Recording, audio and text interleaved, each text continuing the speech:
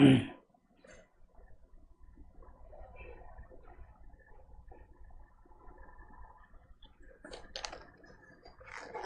Very very good morning everyone, very very good morning.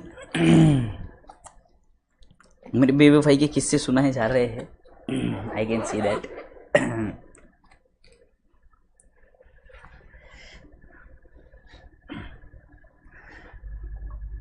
तो कैसे हैं आप? पता है थोड़ा सा नाराज चल रहे हैं, कल लेक्चर भी नहीं हो पाया, मीटिंग भी नहीं हो पाई।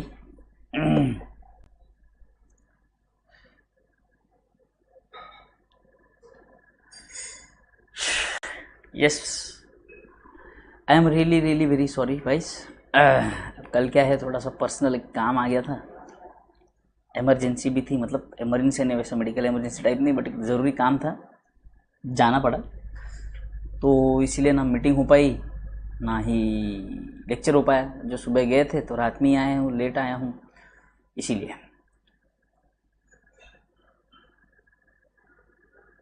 आई am really very sorry Himani, आपको मेरी वजह से आपकी नींद कुर्बान करनी पड़ी,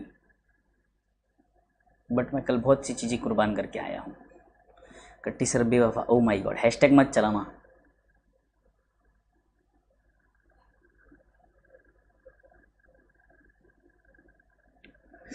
चैप्टर समझ में आता है बट बाद में हम भूल जाते हैं, ये कॉमन है। कोई बात नहीं, देखो कैसे है ना, प्रैक्टिस की ज़रूरत है बेटे, प्रैक्टिस की बात है, प्रैक्टिस करना जरूरी है। प्रैक्टिस अगर होगी तब हमें याद रहेगा,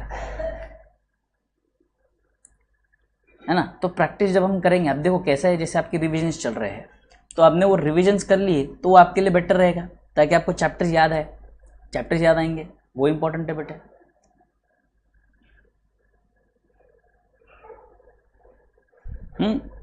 तो चलो अब ध्यान से सुनते हैं। Will be starting with new गर्मा गर्म फ्रेश टॉपिक,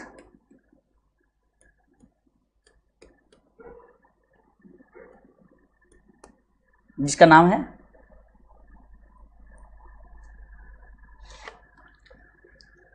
देखो कंपनी अकाउंट्स का टॉपिक हम करने जा रहे हैं। कौन सा टॉपिक कर रहे हैं सर? Company account.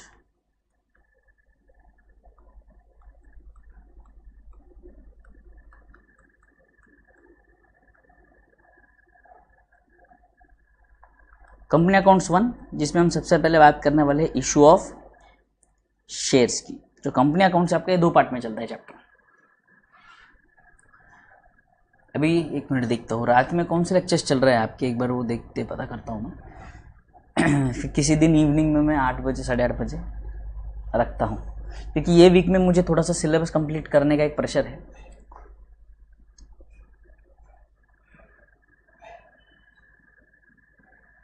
तो कैसा है, ये वीक में मुझे आपका भी सिलेबस कंप्लीट करना है, मेरे और 2-3 बैचेस चल रहे हैं, तो वहाँ के भी सिलेबसेस कंप्लीट करने हैं। तो ये थोड़ा सा गड़बड़ चल रहा है, तो इस वीक में देखते हैं। बट इस वीक में संडे तक मोस्ट प्रॉब्ली मैं कोशिश करूँगा कि ये रख लो। पानी भी दे देना, पानी।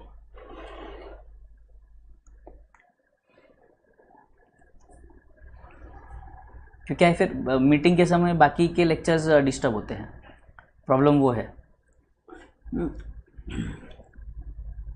चलो आ जाइए, issue of shares next Sunday done,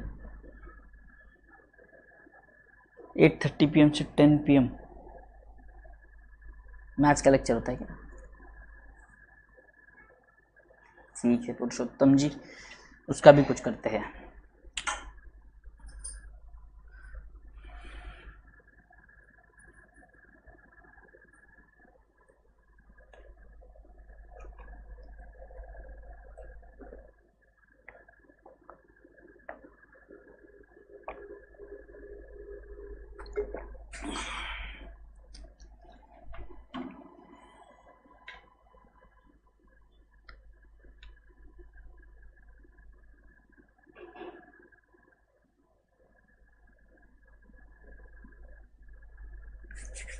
चलो अब देखो, कंपनी अकाउंट जो है 2 पार्ट में चलता है। पहला वाला पार्ट है शेयर्स का, और दूसरा वाला पार्ट है कंपनी अकाउंट्स 2 जब हम स्टार्ट करेंगे वो डिवेंचर्स का पार्ट होगा।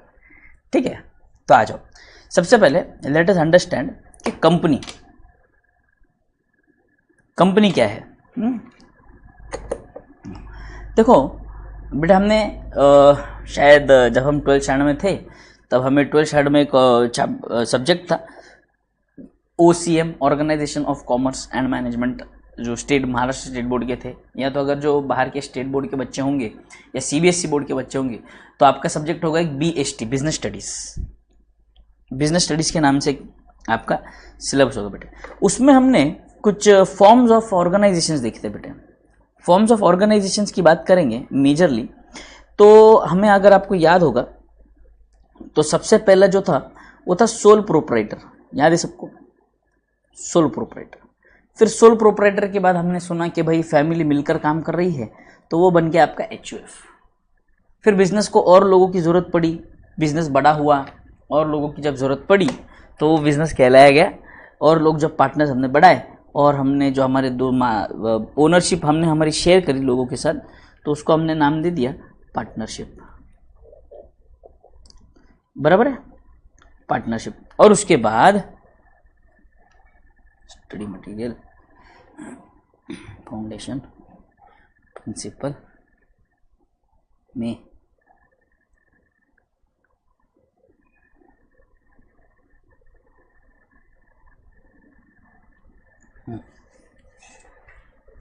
पार्टनरशिप, और फिर पार्टनरशिप के बाद जॉइंट स्टॉक कंपनीज। बराबर? जॉइंट स्टॉक कंपनीज ये इंपॉर्टेंट था। ये वाले जो पार्ट थे जॉइंट स्टॉक कंपनीज जो थे, हम बात इन्हीं की कर रहे हैं अब यहाँ पर। ठीक है, अब बात ध्यान से समझना है।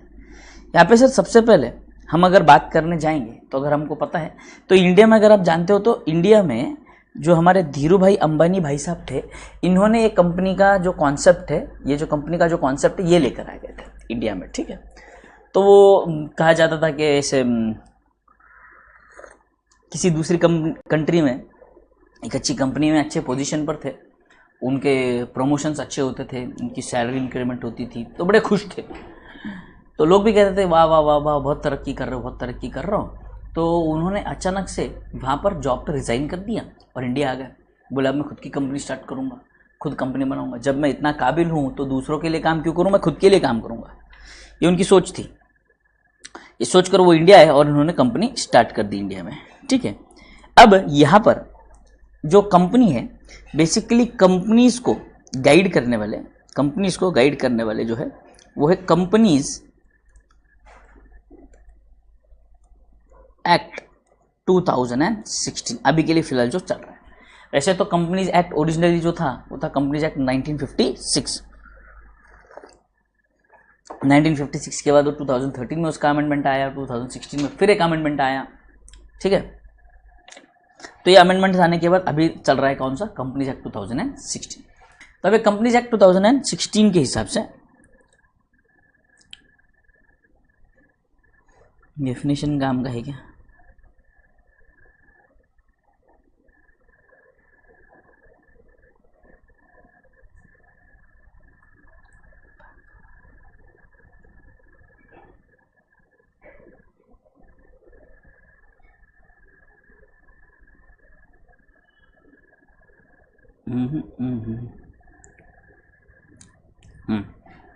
डाउनलोड करते हैं फिर बाद में देखते हैं। कंपनीज एक्ट 2016 के हिसाब से अब जो कंपनीज है, कंपनीज एक्ट जो 2016 है, जो कंपनीज के रूल्स फॉलो करता है।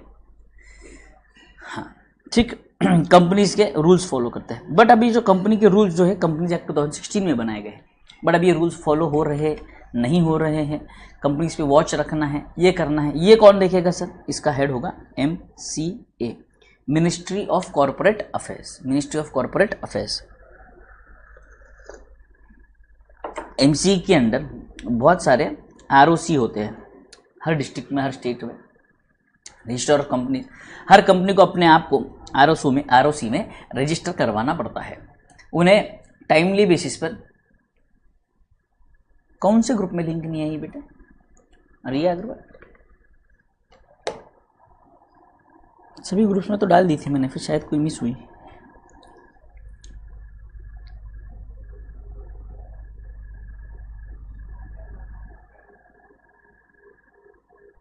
अच्छा, कुछ ग्रुप्स में आई नहीं है लिंक। एक मिनट, 4 13 6 7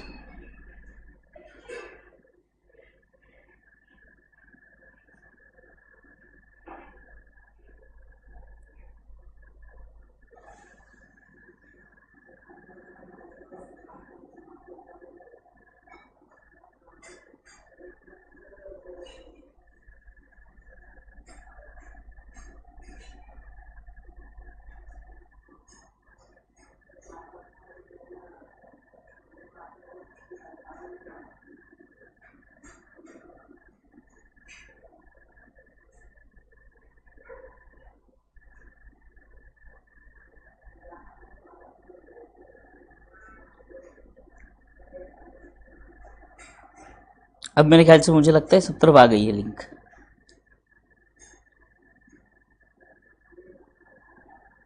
बाउंस बैक वाले है, ठीक है।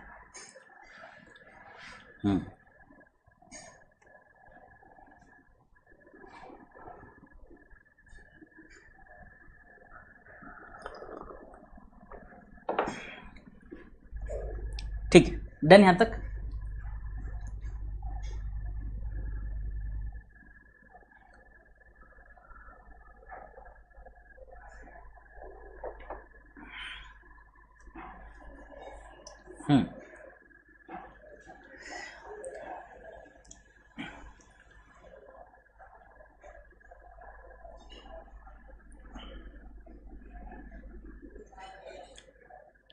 आ जाओ, आगे बढ़ते हैं।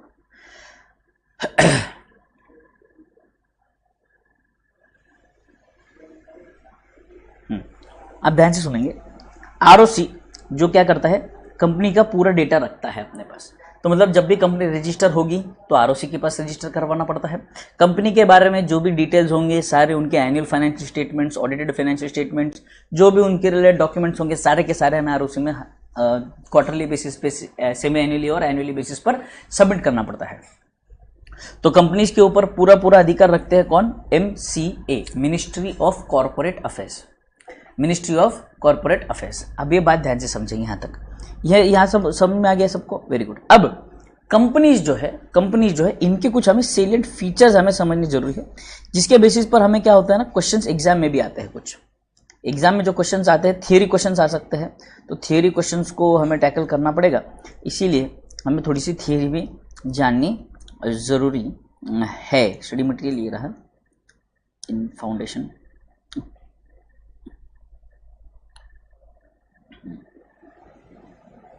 Company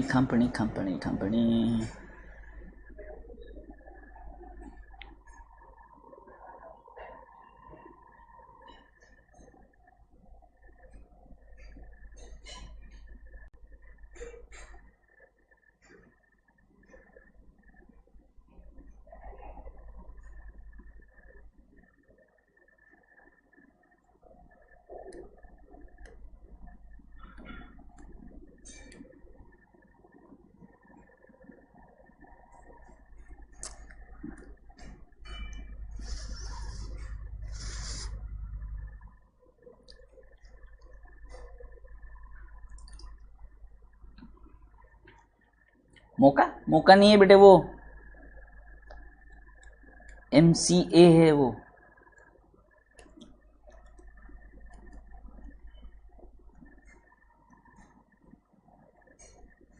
ministry of corporate affairs.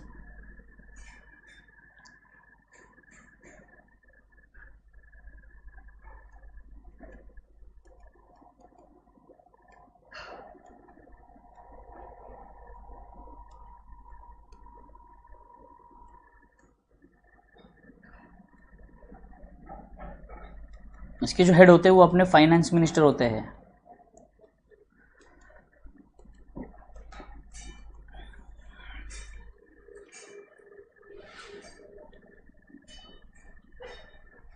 MT पे आएंगे पुरुषोत्तम, अभी आए नहीं है MT पे।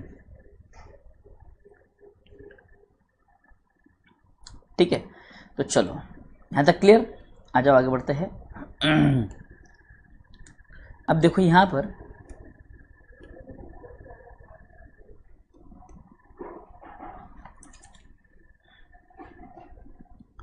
वेरी इंपॉर्टेंट,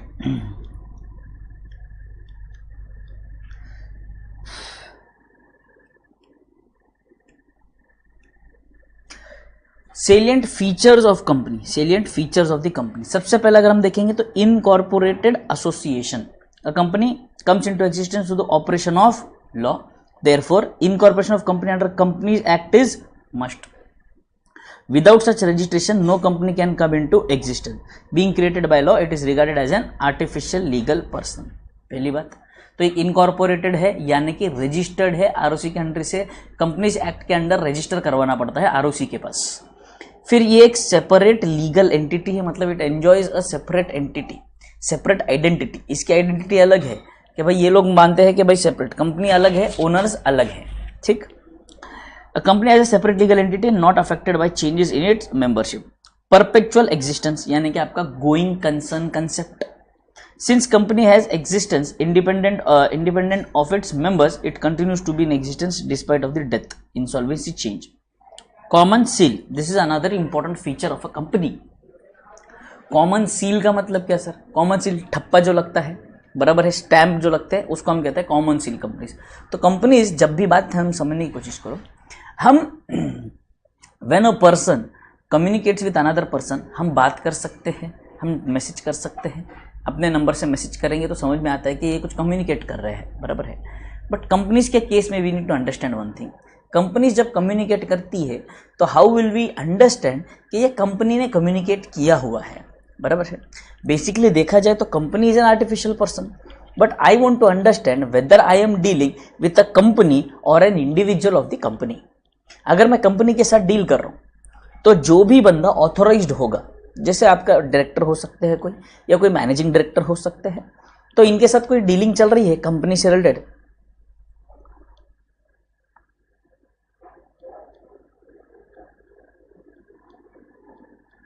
शाइन वर्षनेई ने हमें बहुत ही ज़बरदस्त इंफॉर्मेशन दी है कि दिसंबर में पेपर स्टार्ट होने वाले हैं फाउंडेशन वालों के.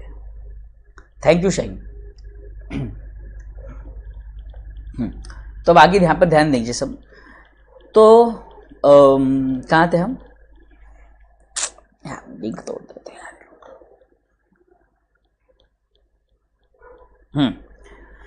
तो कम्युनिकेशन पर थे. जब मेरी डीलिंग चल रही किसी कंपनी से तो मुझे ये बात थी कि भाई साहब कि जब हमें कंपनी से बात कर रही है तो कंपनी की तरफ से रिटर्न प्रूफ चाहिए क्या हमारे बीच में डील हुआ है, या उनके बीच में हमारे बीच में जो कम्युनिकेशन हुआ है. तो इसलिए होता ये है, जो डायरेक्टर्स होते हैं या मैनेजिंग डायरेक्टर्स होते हैं या जो कोई भी ऑथोराइज्ड पर्सन होगा इस कंपनी का, बराबर है, जो उस डीलिंग के लिए ऑथोराइज किया गया था, वो कंपनी के लेटर हेड पर, I hope you understand what is a letter head. Company का एक लीगल डॉक्यूमेंट होता है जिसपे कंपनी बेसिकली अपनी इंफॉर्मेशन, इंपॉर्टेंट इंफॉर्मेशन सर्कुलेट करती है with in the organisation as well as with the others, है ना, आउटसाइडर्स ऑफ द ऑर्गेनाइजेशन. तो अपनी कंपनी के लेटर हेड पे कंपनी सारी इंफॉर्मेशन, जो मेरे साथ बात हुई थी, जो डील हुई थी, ये सारी चीज़ें उस पर प्रिंट करके ऑथोराइज्ड मेंबर पर्सन जो होगा,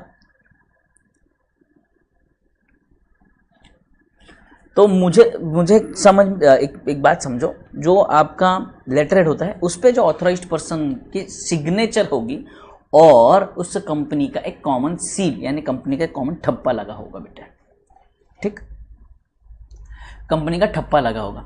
तो कंपनी का ठप्पा अगर लग गया तो भाई इसका मतलब है कि हमने कंपनी के साथ डील किया है.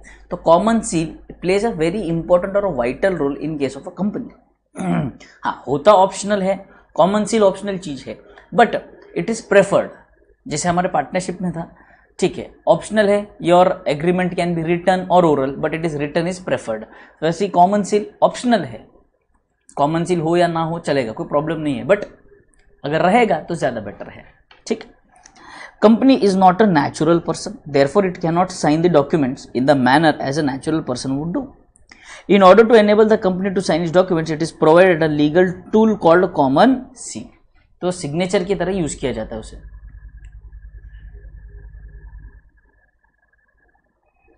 Common seal is affixed on all documents by the person authorized to do so.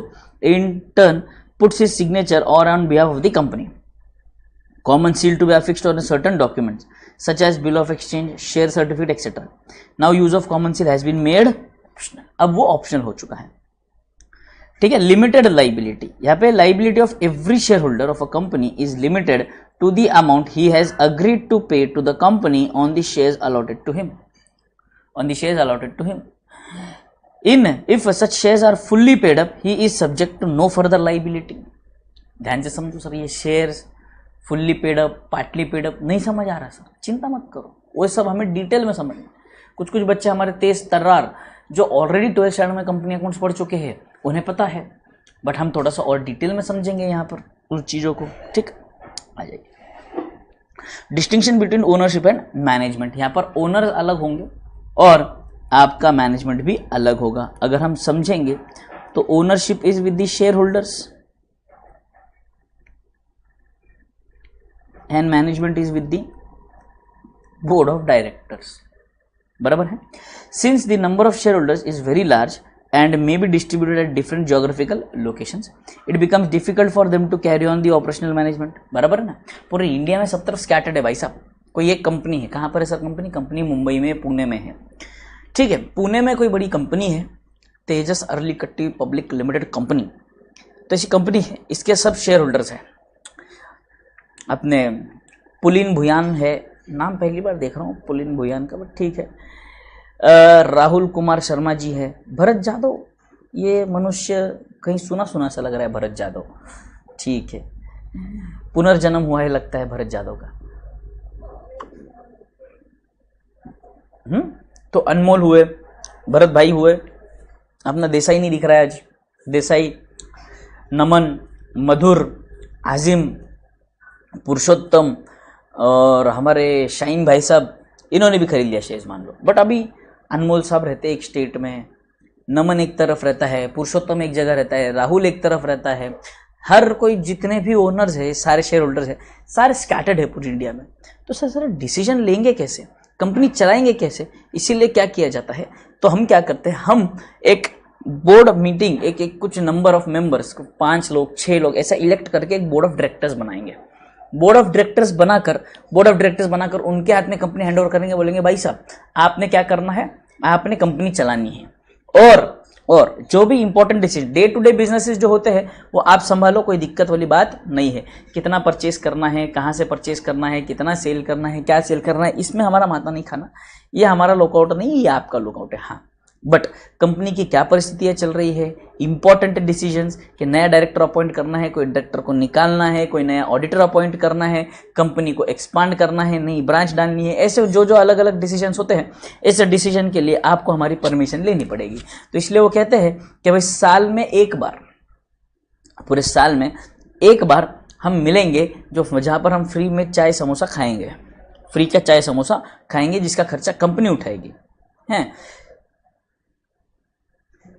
मेरी कंपनी क्या काम करती है, मेरी कंपनी कोचिंग प्रोवाइड करती है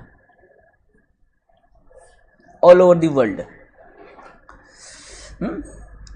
तो अब वो जरूरी नहीं, जो जरूरी उस पर ध्यान दो। तुमको इन्वेस्ट नहीं करने वाले, तुरंत मैंने कंपनी खोल दी तो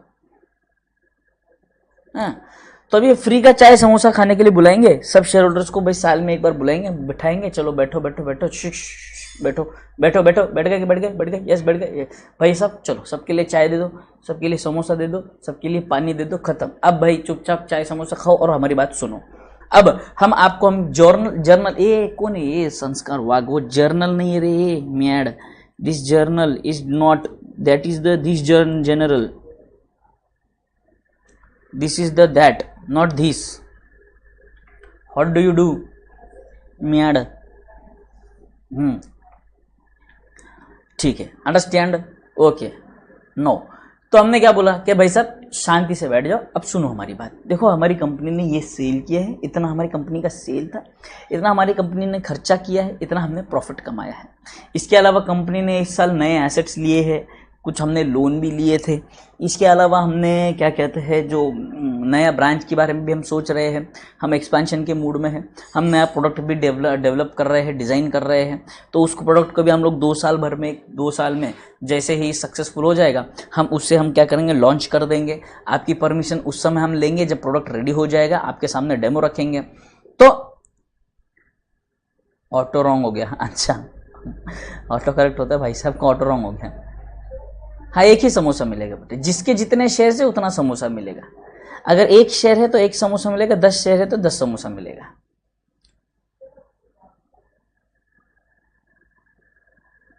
हाँ, तो 11th में होता था ना बेटे, अब तो फाउंडेशन में हम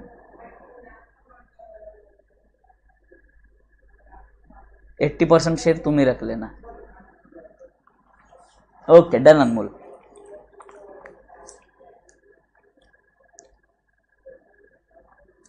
डन, यहां तक क्लियर है सबको, यहां तक क्लियर है सबको। तो हमने क्या किया, यहाँ पर ओनरशिप एंड मैनेजमेंट दोनों को सेपरेट कर दिए, दो अलग अलग एंटिटीज, दो अलग अलग रोल्स हो गए, दो अलग अलग लोग डिसाइड करेंगे, ठीक है। बट याद रखना है हमें, बोर्ड ऑफ डायरेक्टर्स के भी जो मेंबर्स होते हैं basically those are elected by the share holders. ऐसे कोई उठ के आ ही नहीं जाएगा कि चलो मुझे भी डायरेक्टर बनना है, बना दो मुझे, है ना। तो हमारे बीच से ही,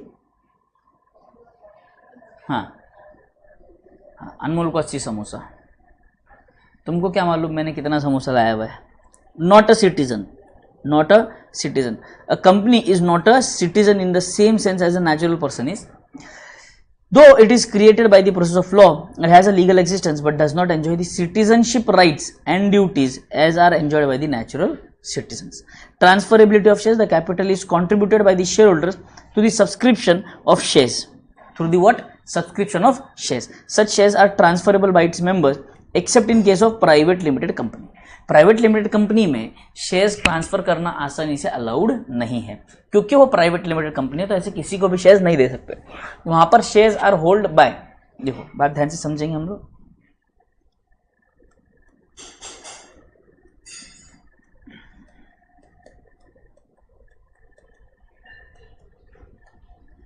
प्राइवेट लिमिटेड कंपनी में shares are held by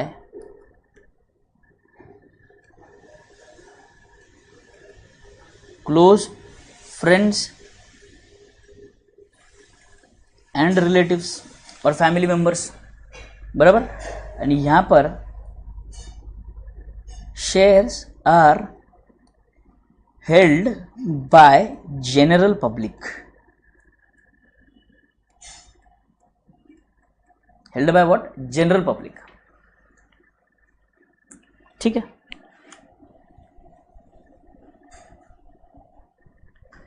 maintenance of books, limited company is required by law to keep prescribed set of books of accounts. Periodic audit भी करना उनके लिए जरूरी है। Accounts periodically audited through the chart accountants appointed for the purpose of share holders on the recommendation of board of directors. Board of directors recommend करेंगे, board of directors recommend करेंगे कि हमारे पास देखिए 1 2 3 ये 3 ऑडिटर्स है, इसमें से बताइए किसको अपॉइंट करना है, तो आप उसको अपॉइंट कर लेते हो। और अपॉइंट करने के बाद वो ऑडिटर बुक्स ऑफ अकाउंट्स वगैरह पूरे वेरीफाई करके, चेक करके, ऑडिट करके एनुअल जनरल मीटिंग में कंपनी शेयर होल्डर्स के सामने प्रेजेंट करते हैं, बराबर है। तो right to access to information, देखो हमारे पास इतना समय नहीं होता, हमारे पास इतना समय नहीं होता कि हम कंपनी चलाए या तो फिर उसके जाके बुक्स ऑफ अकाउंट्स को वेरीफाई करें। अब मान लो फॉर एग्जांपल जैसे अब मेरी कंपनी है, ठीक है, तो मेरी कंपनी है, वैसे ही मान लो, चलो एग्जांपल लेते हैं कि हमारे जो है कौन है, बहुत दिनों बाद भरत यादव आया है ना, उसकी लेते हैं आज अपन। तो भरत यादव जो है ये इन्होंने ले लिए रिलायंस के शेयर्स, ये गए रिलायंस के 2 शेयर्स इन्होंने मार्केट में खरीदे। 2 शेयर्स खरीदने के बाद जेब में शेयर सर्टिफिकेट लेकर घूमने लगे मार्केट में। तो घूमने लगे मार्केट में, तो घूमते घूमते किसी दिन वो मुंबई आ गए। तो बोले कि भाई साहब वो चले गए रिलायंस के ऑफिस में, रिलायंस इंडस्ट्रीज के ऑफिस में, जहां पर हमारे अनिल अंबानी भाई साहब बैठते हैं, ठीक है। तो वहां पर अंबानी भाई साहब जहां पर बैठते हैं, ये ऑफिस में चले गए। ऑफिस में जाने के बाद ऑफिस में अंदर एंट्री तो मिल गई इनको, कैसे वैसे एंट्री में जाने के बाद पहले कंप्लेंट करता है, बोलता है कैसा वॉचमैन रखा है, वॉचमैन बदल लीजिए। मतलब क्यों?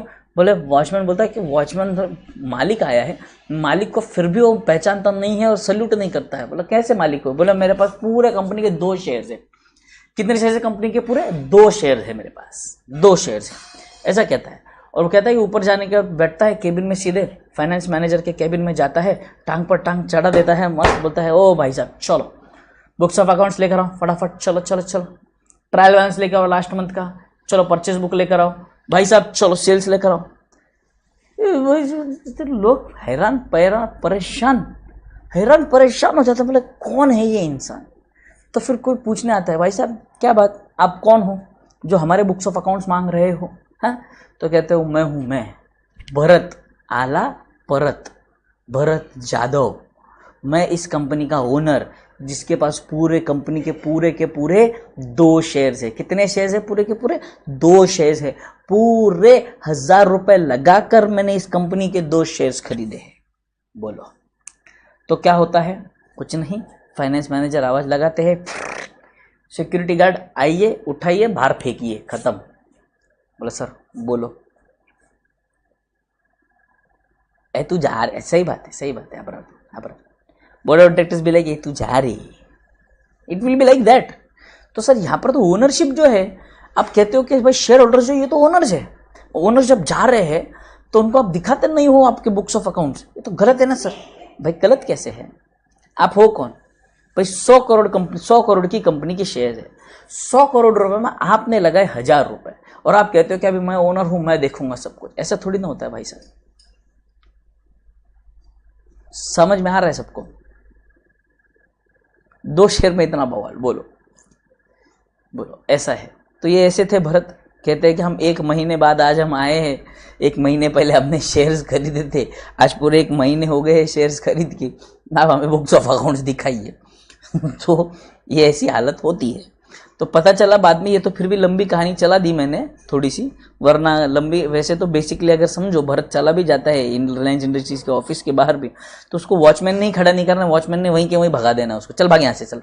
अरे मैं भरत, अल्लाह परत, भरत जादव, अल्लाह परत। अरे क्या कर रहे हो तुम? मैं कंपनी का मालिक हूँ, 2 शेयर है मेरे पास। वॉचमैन ने वहीं से उसको घुमाकर भेज देना, अरे चल निकल यहाँ से। समझ में आया क्या?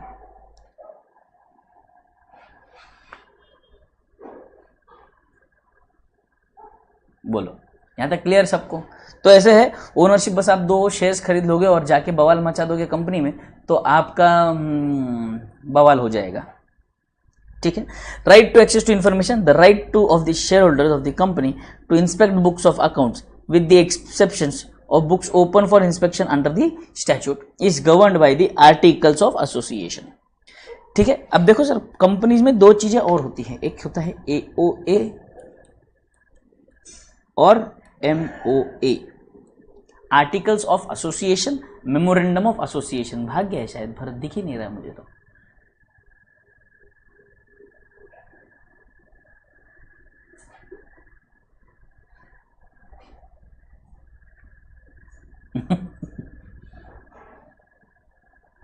भरत भाग गया है। ठीक है। तो AOA को हम कहेंगे आर्टिकल्स ऑफ एसोसिएशन,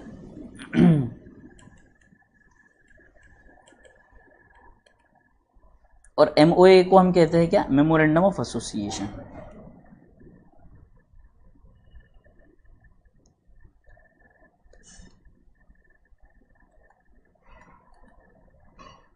ठीक। अब बात ध्यान से समझना,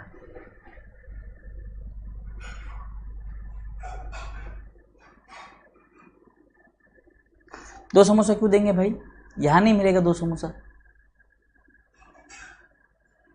यहाँ पे नहीं मिलेगा samosa. Samosa annual general meeting में मिलता है, यहाँ पर नहीं मिलता। ठीक है। अब articles of association and memorandum of association. ठीक है। अब आर्टिकल्स ऑफ एसोसिएशन जो है basically it is an internal rule book. मतलब जब कंपनी इंटरनली डील करती है organisation, with in the organisation, what are the set of rules, what are the respective authorities, what is the who is the reporting person, ये सारी चीजें detail में जो बताई जाती है, ये होता है किसमें? आर्टिकल्स ऑफ एसोसिएशन में। मेमोरेंडम ऑफ एसोसिएशन की अगर हम बात करें तो यहां पर memorandum of association is rules with outsiders. ये आउटसाइडर्स के लिए कि भाई साहब आउटसाइडर, आप कंपनी के साथ जब भी डील कर रहे हो तो आप सबसे पहले मेमोरेंडम ऑफ एसोसिएशन पढ़ो। मेमोरेंडम ऑफ एसोसिएशन में आपको ये पता चलेगा कि कौन सी कंपनी में, उस कंपनी में रिस्पेक्टिव अथॉरिटी कौन है, आप किसके साथ डील कर सकते हो, आपको पेमेंट करने की अथॉरिटी कौन रखता है, कंपनी किन किन चीजों में डील करती है, ये सारी चीजें। तो basically memorandum of association is like your partnership deed, जो कंपनी का पूरा बेस बनता है। मेमोरेंडम ऑफ एसोसिएशन में कंपनी का नाम होगा, कंपनी के शेयर होल्डर्स कौन है, इनिशियल मेंबर्स कौन है, मेंबर्स कंपनी के, और शेयर होल्डर्स कौन होते हैं, जो शेयर्स खरीदते हैं, दोज आर शेयर होल्डर्स। नहीं, ये जितना मैंने लिखवा है इतना ही लिखो बेटे, बाकी तो बुक में है अपने।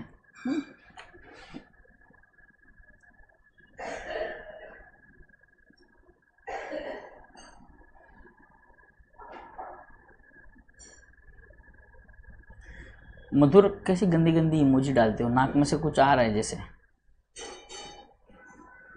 अबरार और हिमानी के लिए शेमड़ा बोल रहे हो आप, अबरार और हिमानी को गंदे, छी। तो ध्यान से सुनो, यहाँ पर ध्यान से सुनो। अब ये जो है जहाँ पे मैंने क्या बताया आपको कि शेयर होल्डर, जब आप कंपनी के शेयर्स परचेस कर लेते हो तो आप बन जाओगे क्या, शेयर होल्डर। बट जब कंपनी सेटअप हो रही होती है तो कंपनी जब एक मेमोरेंडम ऑफ एसोसिएशन बनाती है तो उस मेमोरेंडम ऑफ एसोसिएशन को जो सब्सक्राइब करता है उसे हम कंपनी का मेंबर कहते हैं। उसे हम क्या कहते हैं, कंपनी का मेंबर कहते हैं। Member are those who have subscribed to the memorandum of association of the companies. ठीक है, तो ये एक प्रकार से दोनों के दोनों रूल बुक है, बट आर्टिकल्स ऑफ एसोसिएशन जो है वो इंटरनल रूल बुक है।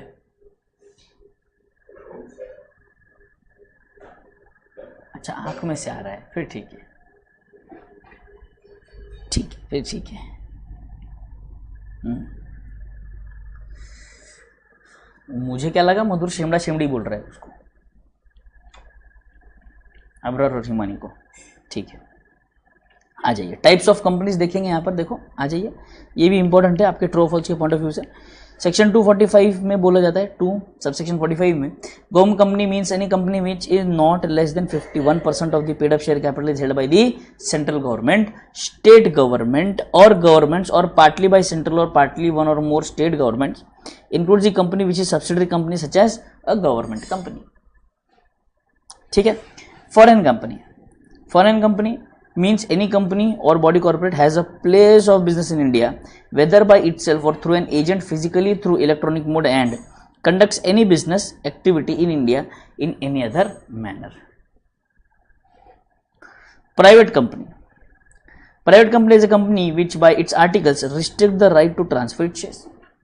Public company, private company same है, बस फर्क इतना है कि private company में they restrict the right to share the shares, transfer its share, shares के ट्रांसफर पर राइट पे, यानी कि right to transfer the shares, इसके ऊपर अगर किसी प्रकार का कोई रेस्ट्रिक्शन आ जाता है तो वो प्राइवेट कंपनी बन जाएगी, है ना।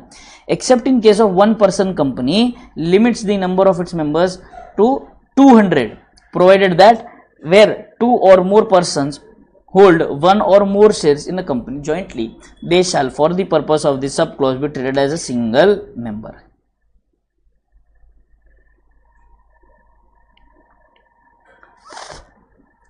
ठीक, public company is not a private company, provided that a company which is subsidiary of a company not being private company shall be deemed to be the public company purpose of this act when where such subsidiary company continues to be a private company in its articles. A company which is listed a public company, if it gets unlisted, continues to be a public company. No minimum paid up share capital. The minimum paid up share capital requirement is 1 lakh rupees in case of a private company and 5 lakh rupees in a public company. Has been done away with under Companies Act 2013. Accordingly, no minimum paid up capital requirement will now apply for incorporating private as well as public companies in India. A one person company. As a company which has only one person as a member. Small company मतलब means a company other than a public company, जो छोटी company होती है। Paid up share capital not exceed 50 lakh rupees और such higher amount as may be prescribed and turnover of which as per the last profit and loss account for the immediately preceding financial year does not exceed 2 crore और such higher amount, यानी कि 2 करोड़ से कम के sales है और 50 लाख से कम आपका capital है तो आप स्मॉल कंपनी कहलाए जाओगे। Provided that nothing in the clause should be applied to a holding company or a subsidiary company, company registered under section 8, company or body corporate government by any special act. section 8 यानी कि आपके NPOs. Listed companies, listed companies यानी कि जो companies आपके Bombay stock exchange या national stock exchange या दूसरी किसी कंट्री के किसी स्टॉक एक्सचेंज पर लिस्टेड हो, उन कंपनी के शेयर्स, उसे आप कहते हैं listed company. Listed company means a company which has any of its securities listed on any recognized stock exchange. Any of the recognized stock exchange. Unlimited companies means company not having limit or liability of its members. मतलब members की liability पे कोई भी, अब हो गया होगा ना 4 करोड़, अब लॉ में पढ़ो ना, यहाँ पर क्या अकाउंट से ना। As per section, companies limited by shares means company having the liability of its members limited by the memorandum of the amount, if any unpaid on the shares respectively held by them. That's it. Company limited by guarantee means a company having the liability of its members limited by the memorandum to such amount of the members may respectively undertake to contribute to the assets of the company in the event of its being wound up। कि भाई limited by guarantee, मतलब जहां पर members बोलते हैं कि wound up के समय अगर पैसे लगेगा तो मैं इतनी गारंटी देता हूं कि मैं इतना पैसे पे करूंगा। होल्डिंग कंपनीज, ये देखो होल्डिंग सब्सिडरी कंपनी ये थी कि इतना इंपॉर्टेंट नहीं है। Maintenance of books of accounts आगे हमको समझना ही है। प्रिपरेशन ऑफ फाइनेंशियल स्टेटमेंट्स यहाँ पर आ जाओ, ये इंपॉर्टेंट है। देखो under the section 129 financial statement shell give true and fair view of the statement of affairs of the company, comply with the notified accounting standards and shall be in the form or forms as may be provided at different class or classes of the companies as prescribed in schedule 3।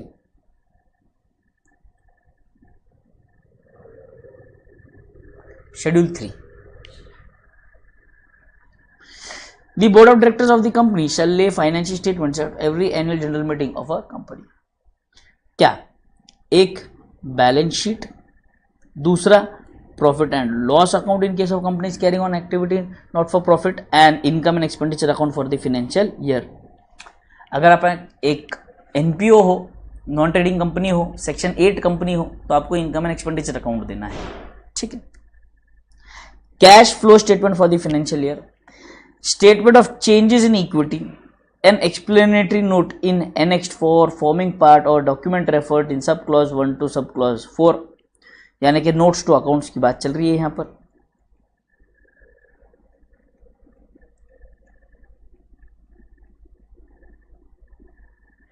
provided that the financial statement with respect to one person company, small company and dormant company may not include the cash flow statement। ठीक है। हाँ, ये देखना company specific act is applicable. कुछ कुछ company ऐसी होती है जहां पर शेड्यूल 3 एप्लीकेबल नहीं होता है, उनके रिस्पेक्टिव एक्ट्स के हिसाब से पेंडिंग फाइनेंशियल स्टेटमेंट्स बनेंगे। जैसे इंश्योरेंस कंपनी, इसके लिए एप्लीकेबल हो जाते हैं IRDA, insurance research and development, जो IRDA है वो एसोसिएशन, तो उन्होंने जिस हिसाब से जो फॉर्मेट दिया है उससे बनाना पड़ेगा। बैंकिंग कंपनीज को RBI यानी कि बैंकिंग रेगुलेशन एक्ट के हिसाब से अपने फाइनेंशियल स्टेटमेंट्स बनाने पड़ेंगे। Any company engage in generation of supply of electricity act के हिसाब से बनेगा। Other class of companies form balance sheet profit and loss, जैसे आपकी कोऑपरेटिव सोसाइटीज वगैरह, इनके फॉर्मेट्स प्री डिसाइडेड होते हैं उनके एक्ट के थ्रू जिसके अंडर वो रजिस्टर्ड होते हैं, ठीक है। In case of all other companies, the balance sheet as per form set out in part 1 of schedule 3 and statement of profit and loss as per part 2 of schedule 3। Part 1 में आपका balance sheet आता है, part 2 में आपका profit and loss account आता है as पर schedule 3 के, ठीक है। अब ये शेड्यूल 3 की अगर हम बात करेंगे तो ये शेड्यूल 3 कल के लेक्चर में थोड़ा सा डिस्कस करेंगे, ताकि इसके बेसिस पर हमें क्या करना है, बहुत से हमारे जो balance sheet profit and loss account भी जो है वो जो अपनी अकाउंटिंग जो भी करेंगे हम, उसके लिए कभी कभी आपको एक बैलेंस शीट के एक्सट्रैक्ट भी बुक्स में देने पड़ेंगे, बराबर है, तो वो जरूरी रहेगा, ठीक है। अब जरा आ जाते हैं जो मेन जो कॉन्सेप्ट है जिसके बेसिस पर ये चैप्टर चलने वाला है, बात उसकी कर। सर बहुत बार हमने ये सुना या बहुत बार हमने ये देखा है कि कंपनी में बात होती है सर शेयर्स की। बेसिकली ये शेयर्स क्या है सर, ये समझा दीजिए हमें, ये शेयर्स होते क्या है ये समझा दीजिए, ठीक है। शेयर्स देखो बेटा, ये आपको ओनरशिप देती है, बराबर है, ओनरशिप देती है। अब ध्यान से समझना, कहानी शुरुआत कर रहा हूं मैं, इंपॉर्टेंट है, ध्यान से सुनेंगे तो हमें ये आइडिया क्लियर आ जाएगा।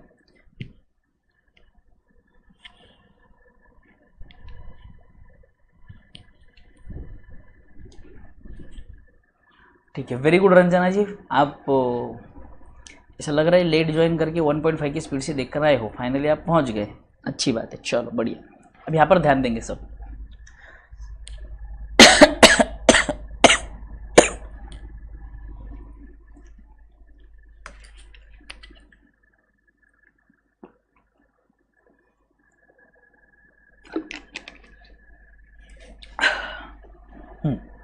देखो अब होता ऐसे है,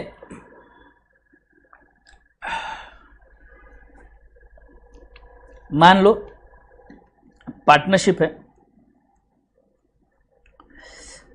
है ए एंड बी के बीच में, ठीक है। पार्टनर ए 50,000 का कैपिटल और पार्टनर बी 50,000 का कैपिटल इन्वेस्ट करते हैं, ठीक है। दोनों 50,000 का कैपिटल इन्वेस्ट करते हैं, तो ये टोटल कैपिटल हो जाएगा इनका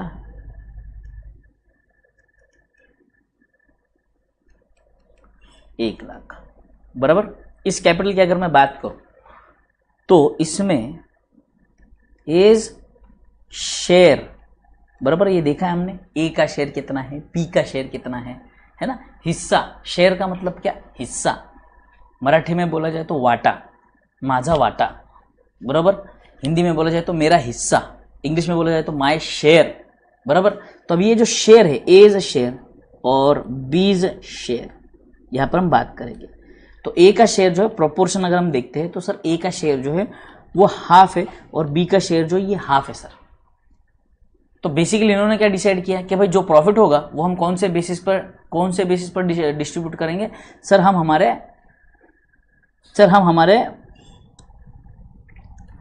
कैपिटल के प्रोपोर्शन में डिस्ट्रीब्यूट करेंगे सर। कौन से प्रोपोर्शन में, कैपिटल के प्रोपोर्शन में। बच्चा पूछता है वेयर इज लेक्चर, कौन सा बच्चा है ये वेयर इज लेक्चर?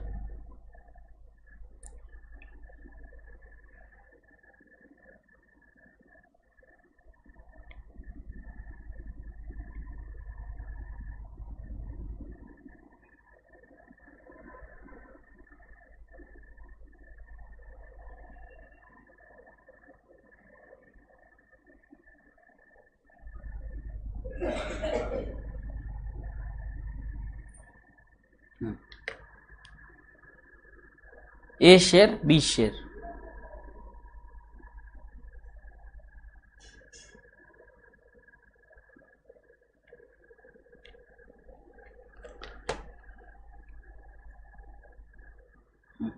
अब देखो यहां पे कि यहां पे क्या कहा कि भाई ए को प्रॉफिट कितना मिलेगा, जितना उसका शेयर है।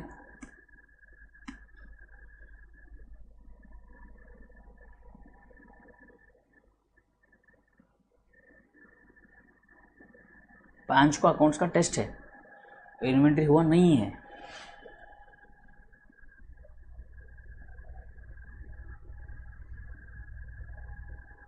ठीक है, देखते हैं रिया, कोई नहीं।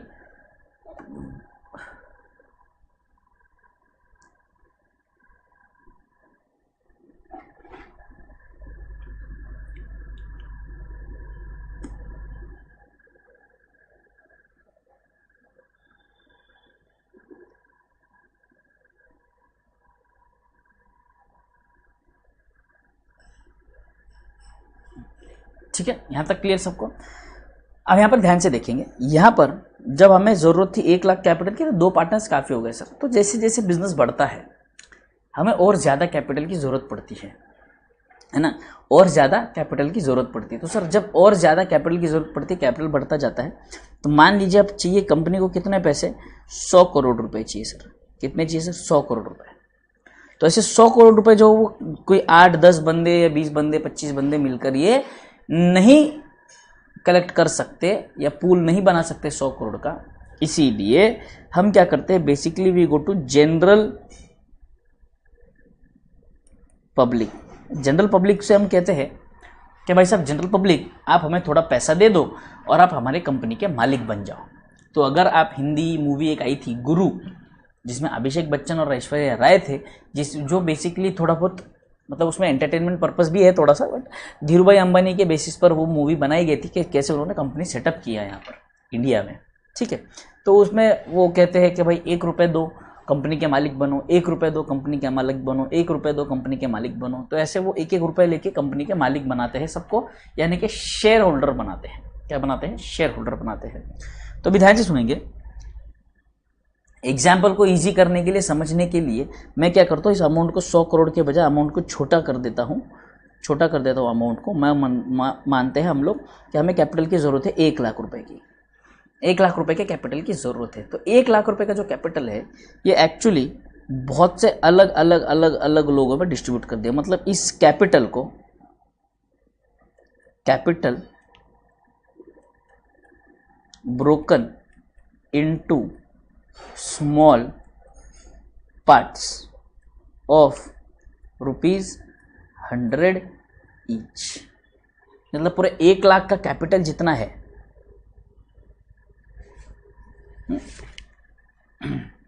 जो 1,00,000 का पूरा कैपिटल है उसको हमने टुकड़ों में बांट दिया। 100 रुपए के टुकड़े थे, ठीक है। अब हमने क्या कहा कि भाई ये जो कैपिटल है 100 रुपए का एक टुकड़ा है, 100 रुपए का एक 100 रुपीज वन टुकड़ा, वन हिस्सा, one share.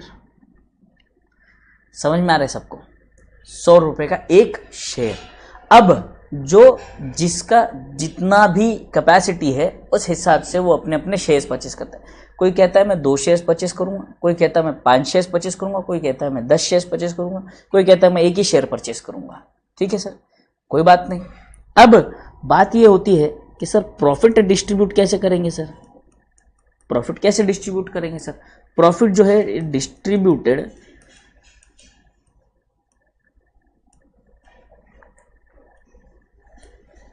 On the basis of shares, बराबर है। अगर मान लो हमने जो प्रॉफिट डिस्ट्रीब्यूट किया है जिसको हम कहते हैं डिविडेंड, हमने डिविडेंड कहा कि भाई कंपनी जो है इस बार 10% का डिविडेंड देगी। कितने परसेंट का डिविडेंड देगी? 10% का डिविडेंड देगी। तो कंपनी क्या करेगी कि भाई मान लो मिस्टर ए है जिसके पास 2 शेयर है 100 रुपीज के, ठीक है, उसका 5%, 200 का 5%, इन्हें मिलेंगे 10 रुपए। सर मान लो हमारे मिस्टर बी है, इनके पास सिर्फ एक शेयर है, एक शेयर है तो ये लो, इन्हें 5 रुपए मिलेंगे प्रॉफिट में शेयर जो है। समझ में आ रहा है? सी वाले भाई साहब जो है हमारे, इनके पास 10 शेयर है सर, ठीक है ना। तो 10 शेयर इंटू 100 तो 1000 इंटू 5 50 रुपए मिलेंगे। तो जिसने जितना कंट्रीब्यूट किया है, जिसका जितना कैपिटल कंट्रीब्यूशन है या जिसका जितना कैपिटल में शेयर है, उस हिसाब से उन्हें क्या मिलेगा सर? डिविडेंड मिलेगा, यानी कि प्रॉफिट में शेयर मिलेगा। As simple as that. इस बेसिस पर या इस रूल पर चलती है आपकी कंपनी अकाउंट्स। तो यहां तक क्लियर है सबको? बाकी तो जो अकाउंटिंग की अगर मैं बात करूं, नॉर्मल परचेस सेल ट्रांजैक्शन से तो वैसे ही होते हैं जैसे हम नॉन कॉर्पोरेट एंटिटीज में करते हैं, कुछ अलग नहीं है। तो फिर यहाँ पर कंपनी में हम क्या पढ़ेंगे सर? यहाँ पर हम पढ़ने वाले accounting for issue of shares. जब हम ये शेयर्स इशू करेंगे तो उसकी अकाउंटिंग कैसी होती है ये हमें पढ़ना है, ये हमें समझना है। बोलो क्लियर है यहाँ तक सबको? बोलो यहाँ तक क्लियर है सबको? ये समझ में आ गया है?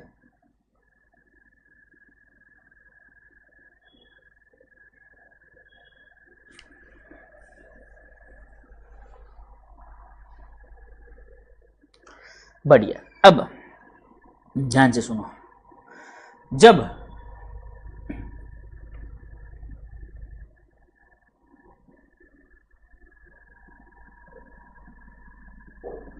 अरे वाह,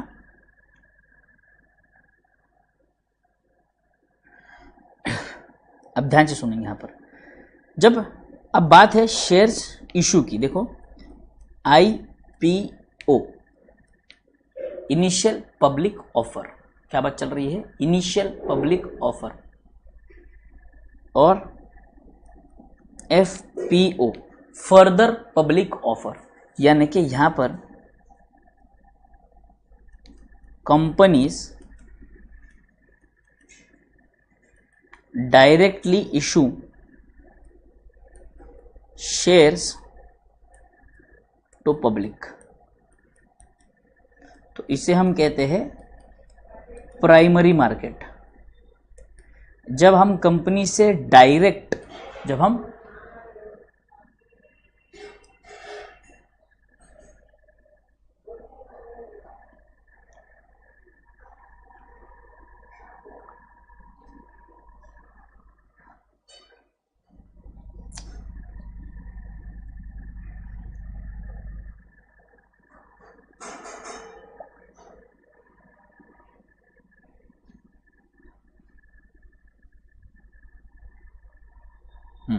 ध्यान दो यहां पे, ये हुआ प्राइमरी मार्केट। जब कंपनी सीधे जनरल पब्लिक को शेयर्स इशू करती है तो वो कहलाएगा प्राइमरी मार्केट। बट यहां से आगे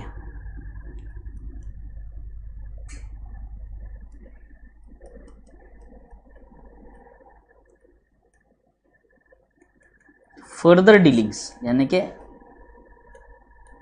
bye and sell is done on stock exchange,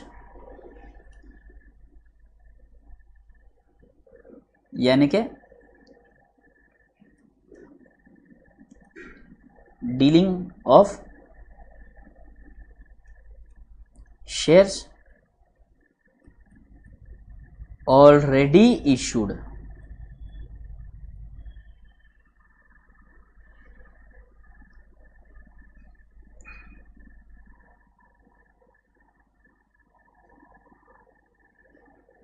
dealings of shares already issued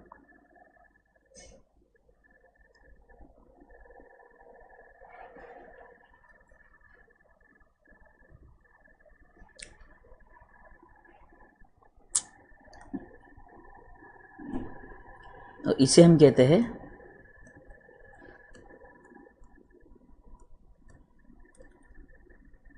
secondary market.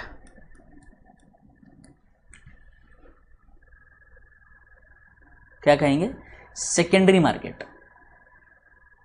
Initially जब पहली बार कंपनी शेयर इशू करती है तो वो प्राइमरी मार्केट कहलाया जाएगा क्योंकि वो सीधे जनरल पब्लिक को मिलेगा। बट एक बार वो शेयर्स इशू हो चुके हैं, अब वो मार्केट में है शेयर्स, तो उनकी जो डीलिंग्स होगी that will be held by stock exchange, और स्टॉक एक्सचेंज लोगों के आपस की डीलिंग्स करवाता है। That is called as secondary market. That is called as what? Secondary market. बोलो यहाँ तक प्राइमरी मार्केट सेकेंडरी मार्केट दोनों समझ में आया है कि सबको?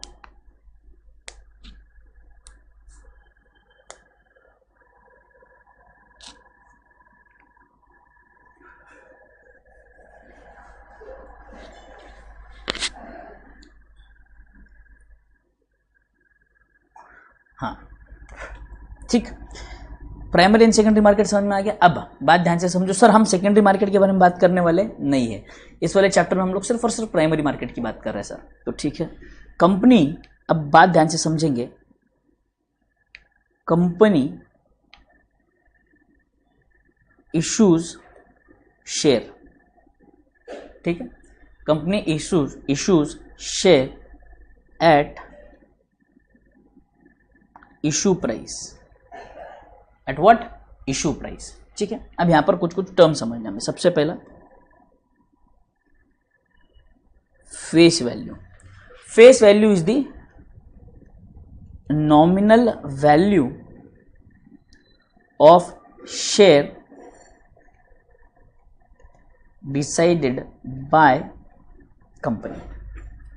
फेस वैल्यू जो भी है ना, ऑलवेज इन मल्टीपल्स ऑफ 10। और नंबर कभी नहीं होगा फेस वैल्यू का, या तो 1 रुपए होगा, या तो 10 रुपए, या तो सीधे आपका 20 रुपए, 30 रुपए, 40 रुपए, 50 रुपए, ऐसे 10 रुपए के मल्टीपल्स में होगा फेस वैल्यू। ठीक है, तो ये हुआ फेस वैल्यू। इसके बाद आता है आपका issue price. Issue price, issue price क्या है sir? Price at which company offers to issue the shares to general public. Done, issue price. फिर आता है आपका market price. What is market price? Market price is price of shares in the market. Market का जो prevailing price है shares का, उसे हम कहते हैं मार्केट प्राइस। बराबर, एक बार शेयर्स इशू होकर मार्केट में आ जाते हैं तो मार्केट में जब आपस में डीलिंग चल रही है शेयर होल्डर्स की, तो जो प्राइस होता है मार्केट में चल रहा, उसे हम कहते हैं क्या? Market price. 5-15 नहीं हो सकता बेटे, सोहन अभी जगह है, चलो बहुत अच्छी बात है। जागो मोहन प्यारे, वरना कहीं देर ना हो जाए।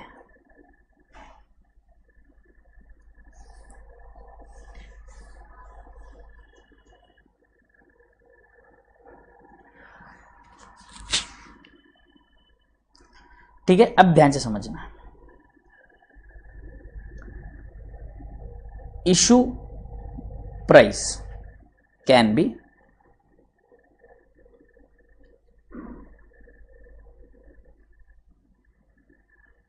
issue price can be at par,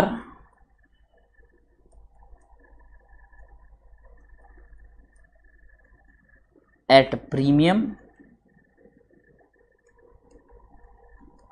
at discount. At par, at premium, at discount. What is the meaning of par, premium and discount, sir? Let's understand. If the face value is rupees 10, face value is rupees 10, sir. Face values are 10, sir. Okay, sir? Okay, sir. But, sir, issue price is also 10, sir. Issue price also 10, sir. Therefore, if face value is equal to issue price, then it is called that the shares are issued at par, sir. Okay, sir? Issued at par. Okay, sir? Yes, sir. But if the shares are issued at the price above the face value, face value के ऊपर अगर आप 12 रुपए में issue करते हो तो premium amount is equal to 2 rupees. Premium amount is 2 rupees. Therefore, if the face value is less than issue price, it is called as issued at premium.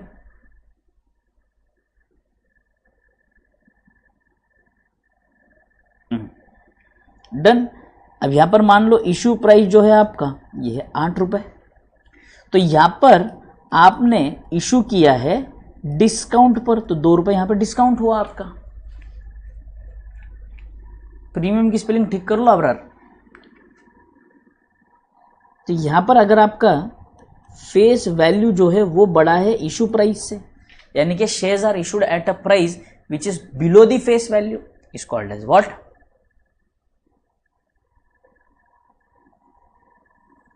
बराबर.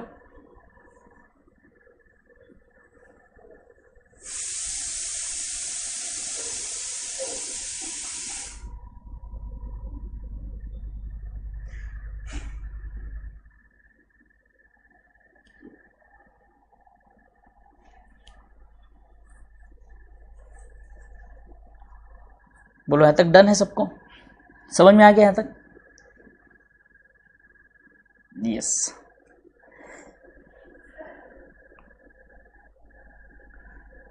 गुजरात ट्रेजेडी, अब ये क्या याद आ गया भरत भाई को?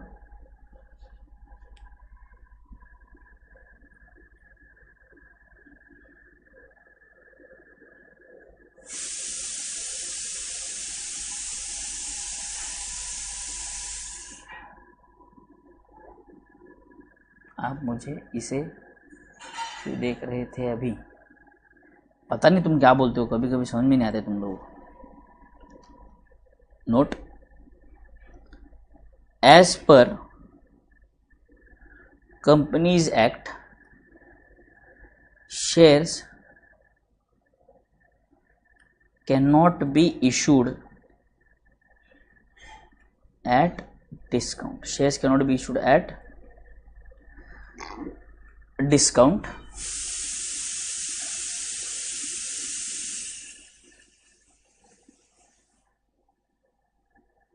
अच्छा, लास्ट नाइट का incident. Okay okay okay okay.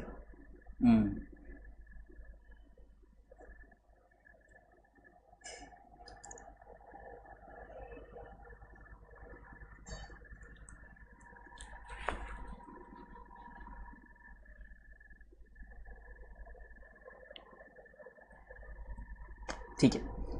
As per companies act shares can not be issued at discount, cannot be issued at discount except sweat equity shares और ESOP, employ stock option plans. कट्टा होगा ना? अरे वो कल थोड़ा सा गड़बड़ था, कुछ काम आ गया था इसीलिए। देखो भरत भाई, भरत बोलते हैं 50 डाइड। मैंने सुबह मैसेज जब एक जहाँ पर पढ़ा मैंने न्यूज़ में, तो वहाँ पर मैंने देखा 60 डेड। कोई बोलता है अभी तो जतिन भाई बोल रहे हैं 130+ डेड। तो बोल नहीं सकते हैं, जो है अभी धीरे धीरे बाद में वो फिगर आएगी सामने। ऐसा होना नहीं चाहिए था, बहुत गलत हुआ है, ब्रिज टूट गया, क्या करें। चलो आ जाओ यहाँ पर ध्यान देंगे सब। यहाँ तक क्लियर है सबको? तो शेयर्स डिस्काउंट पर इशू करना अलाउड है क्या सर? बिल्कुल भी नहीं। बट क्वेश्चन एग्जाम में आ सकता है डिस्काउंट वाला, तो वहां पे लड़ना नहीं है क्वेश्चन के साथ, लिख कर नहीं आना है this question is wrong as companies act 2016 does not permit the shares to be issued at discount, this question is totally wrong. ठीक है, तब बात ध्यान से समझेंगे। Sweat equity share, what is sweat? Sweat is पसीना, और कंपनी में पसीना कौन बहाता है? एम्प्लॉइज।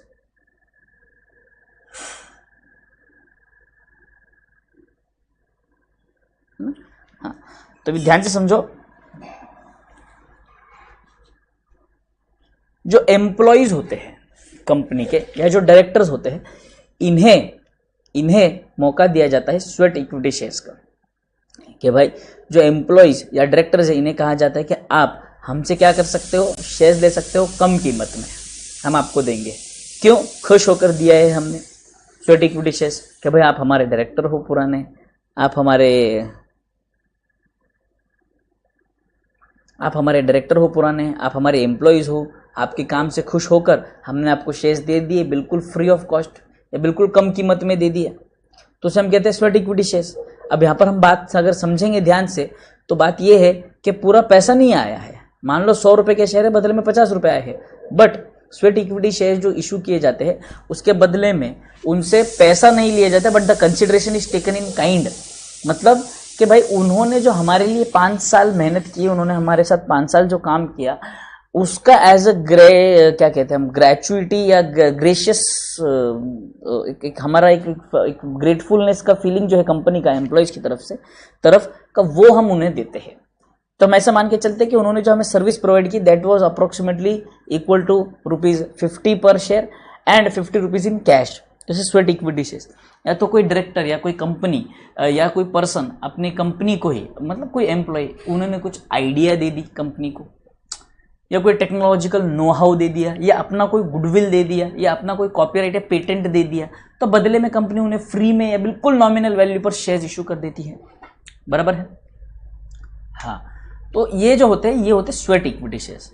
फिर दूसरे आते हैं आपके ईसॉप, यानी कि एम्प्लॉय स्टॉक ऑप्शन प्लान। यहाँ पर ऐसा होता है कि कंपनी एक कंडीशन रखती है, कंडीशन होता है कि भाई सर आपको हमारी कंपनी के लिए 5 साल काम करना पड़ेगा। अगर आप हमारी कंपनी के लिए 5 साल आगे काम करोगे तो 5 साल बाद ये कंपनी का मार्केट में चाहे जो प्राइस हो, बट हम आपको बिल्कुल 50 रुपये में शेयर्स देंगे।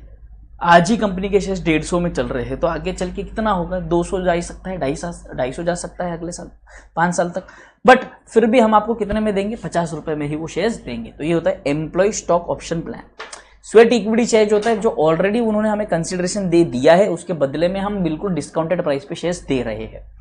एम्प्लॉय स्टॉक ऑप्शन प्लान क्या होता है कि भाई फ्यूचर में हम आपको शेयर्स देंगे अगर आप ये पर्टिकुलर कंडीशन फुलफिल करते हो, तो वो हम कहते हैं employ stock option plan.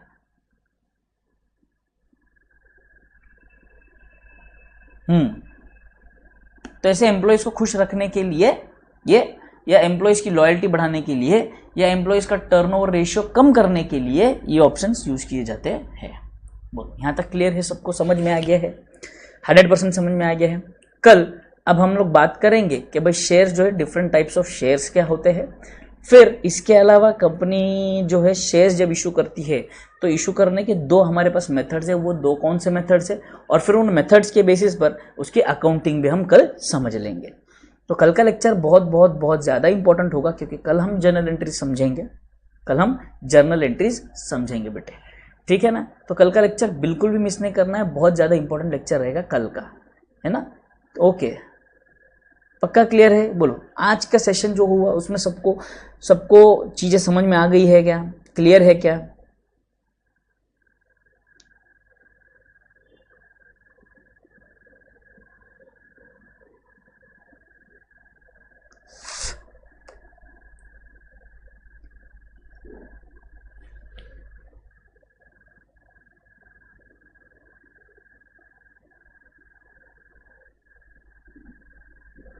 Employee turnover ratio का मतलब क्या होता है बेटा?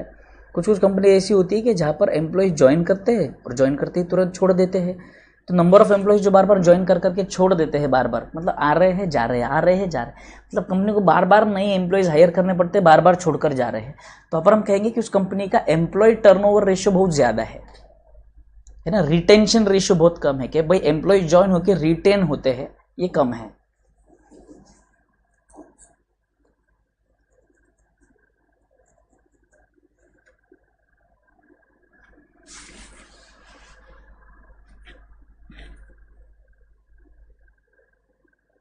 बोलो, क्लियर एवरीबॉडी?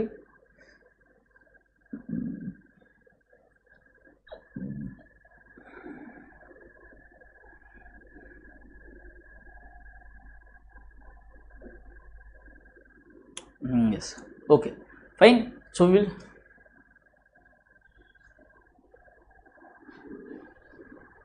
सोहन, आपकी बात सही है, कॉन्ट्रैक्ट करके लेती है, 2 साल 3 साल 4 साल 5 साल का कॉन्ट्रैक्ट करती है, बट वो बोलने की बात है बेटे, लीगली इन्फोर्सेबल नहीं है। आप ऐसे किसी भी एम्प्लॉय को आप ज़बरदस्ती 3 4 साल 5 साल के लिए से बांध के नहीं रख सकते आप, है ना। वो आप धीरे धीरे जब प्रैक्टिकल एक्सपोजर आपका बढ़ेगा तब आपको समझ में आएगा, एक। और दूसरी बात ये होती है कि भाई जब भी कोई कंपनी में जो एम्प्लॉयज़ होते हैं वो परमानेंट होते नहीं है, जब तक कि एटलीस्ट उनका एक क्राइटेरिया होता है कि आप 9 मंथ्स कंप्लीट कर लो या 1 ईयर कंप्लीट कर लो, तब तक आप परमानेंट एम्प्लॉय नहीं कहलाते। या तो आप प्रोबेशन पीरियड पे कहलाए जाते हो या तो आप टेम्प्रेरी बेसिस पे कहलाए जाते हो। आप टेम्पररी एम्प्लॉय कहलाए जाते हो, ठीक है। तो उस दौरान कंपनी छोड़ के चले जाते हो, तो ऐसा भी अच्छा ऐसा नहीं है 3 साल 5 साल का कॉन्ट्रैक्ट बनाते भी है तो उसके अंदर वो लोग एक नोटिस पीरियड भी रखते हैं कि अगर आपको भाई ऐसे ज़बरदस्ती बांध कर तो रख नहीं सकते, तो बोलते हैं कि भाई साहब अगर आपको कंपनी बाई चांस अगर ऐसा है कि आपको कंपनी छोड़नी ही है तो आप 2 महीने या 3 महीने का जो भी नोटिस पीरियड होता है वो सर्व करना पड़ेगा आपको।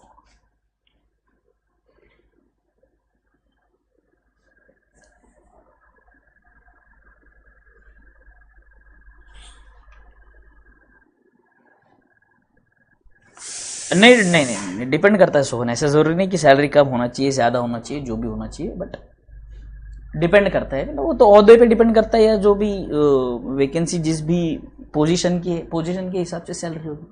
ऐसा ज़रूरी नहीं है कि वो सैलरी कम वाले के साथ ही होता है।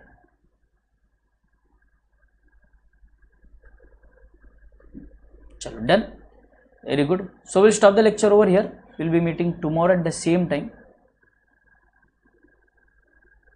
We'll be meeting tomorrow at the same time. Till then, thank you. Take care. Bye bye. Enjoy. Have a nice day, guys.